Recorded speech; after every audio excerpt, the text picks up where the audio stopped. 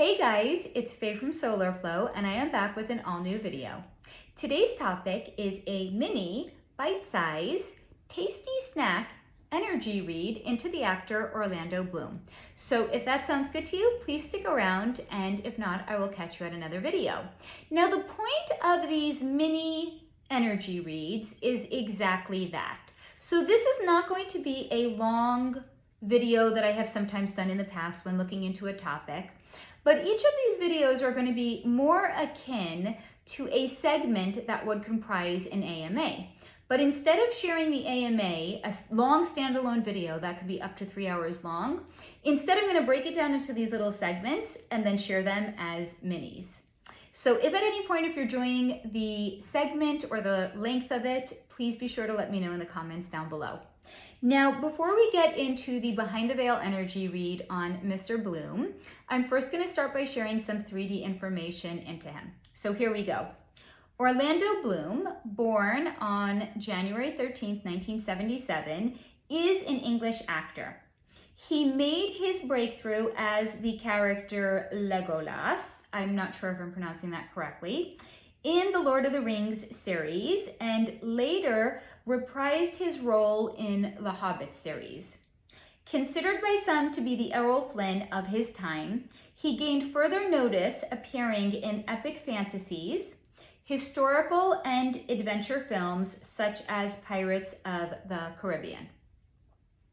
Now, because the entirety of this video on Orlando Bloom is him basically sharing how he feels about his relationship, therefore I am sharing some notable past relationships he himself has had. So he was married to Victoria's Secret model Miranda Kerr from 2010 until 2013, and they have one son together. And he has been with Katy Perry since 2016. They have one daughter together. He has an estimated net worth of $40 million. So let's see what Orlando's energy wanted to share with me. And as I said at the beginning, this is all about his relationship with Katy Perry. Here we go. Orlando Bloom. So whatever Orlando Bloom thought he knew about the industry all changed after he became involved with Katy Perry. She was on a different level, a different stratosphere from he himself. And it's not to say that as an actor, he didn't understand some of what she went through, or the so-called, as he's referring to it as, rules of engagement. But while he was an actor, he was not anywhere near her level.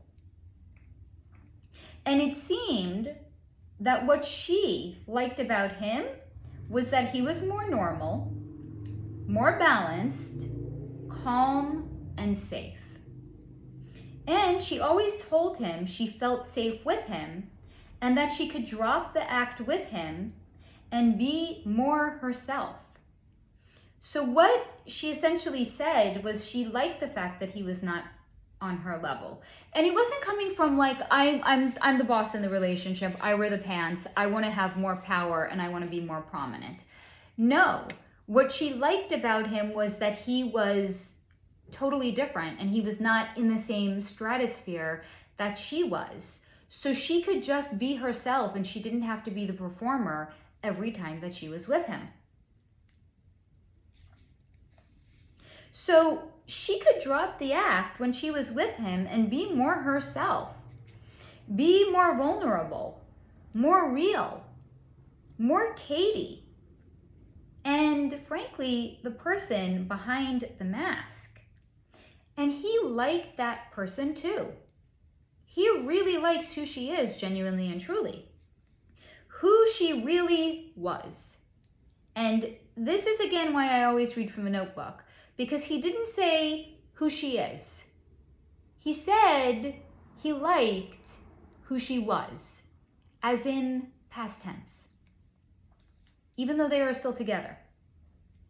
So he liked who she was, and sometimes he got a glimpse of her. But as more and more time has passed, there was less Katy and more the performer. the diva.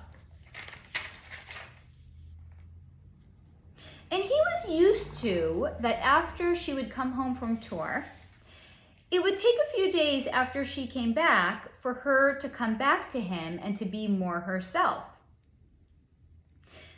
But then once she came back to herself and was a few days off tour, she practically had to leave again and go right back on tour. And he felt terrible seeing the toll that it would take on her. And how she had to retreat back inside herself every time she went back out again. Like she was a warrior from his perspective. She was a warrior suiting up to go to war. But when she was on tour, she was magnificent and an absolute force to be reckoned with. She was dynamic and vibrant and a presence. And even though he knew her, he was mesmerized by the performer she became when she was on stage. So he's recognizing she became a different person when she was on stage. And while it was nice to see that, to see her in her element, in her power, and he was always happy to see her when she was in her element and in her power, he was even happier when she would come back home and come back to him. But that never happened when she was on tour, when he would go out to see her. When she was off of tour and she came home, he got to see those elements of her. But when he went to see her while she was on tour, he didn't see that anymore. It was like she was constantly and forever suited up as a warrior. And he had observed when she was on tour and he would go see her, she was too in the zone to ever even come out of it. But despite all of that, he really wanted to drive home the point that he absolutely loves her. And there is nothing about her he could find out that would change the love that he has for her. Because she could be, again, past tense, she could be so fun, so spunky, so effervescent, and so real.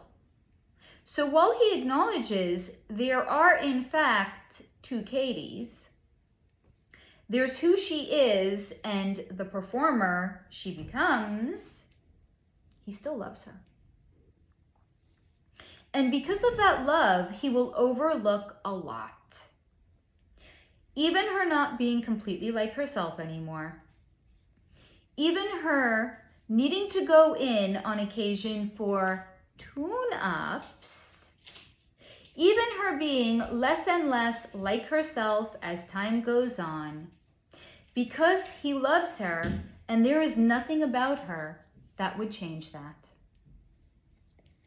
So that is what I have for you in this mini Behind the Veil energy read into the actor Orlando Bloom.